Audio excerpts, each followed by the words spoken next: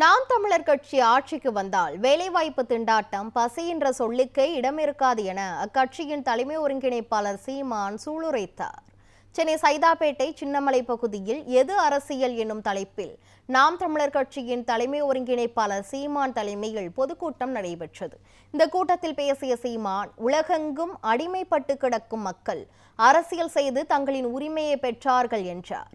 மக்களுக்கு 5000 ரூபாய் கொடுத்துவிட்டு 6800 கோடி ரூபாயை தமிழக அரசு இழப்பதாக கூறிய சீமான், அரசின் பணத்திலேயே ஒரு கட்சி தனக்கென வாக்குறுதியை செய்கிறது எனவும் விமர்சித்தார். உலகெங்கும் அடிமைப்பட்டு கிடக்கிற மக்கள் அரசியல் செய்து தங்கள் விடுதலையை பெற்றார்கள். ஆனால் இங்கே பன்னெடுங்காலமாக அடிமையாக வாழ்வதற்கே மக்கள் அரசியல் செய்து கொண்டு இருக்கிறார். இங்கே அரசியல் என்பது அரிசியும் பருப்பும் வேட்டியும் சேலையும் 1000ம் 500மாக சாப்பாடும் சாராயமாக மாற்றி நிற்கிறது. எங்களுக்கு ஒரு கோட்பாடு இருக்கு, எம்மொழியும் கற்போம் நாங்கள் வாழ, எம்மொழி தமிழ் கற்போம் எங்கள் இனம் வாழ. எல்லா மொழிகளையும் கற்றுக்கொள்வோம், எங்கள் மொழி மீது உயிருக்கு மேலாக பற்றுக்கொள்வோம்.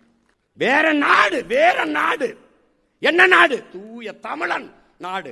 அறம் சார்ந்து வாழ்ந்த மறவர்கள் ஆண்ட நிலத்திலே அறம், மானம், வீரம் எல்லாம் உயிரென போற்றுகிற ஒரு புனித நாடு படைக்கணும்.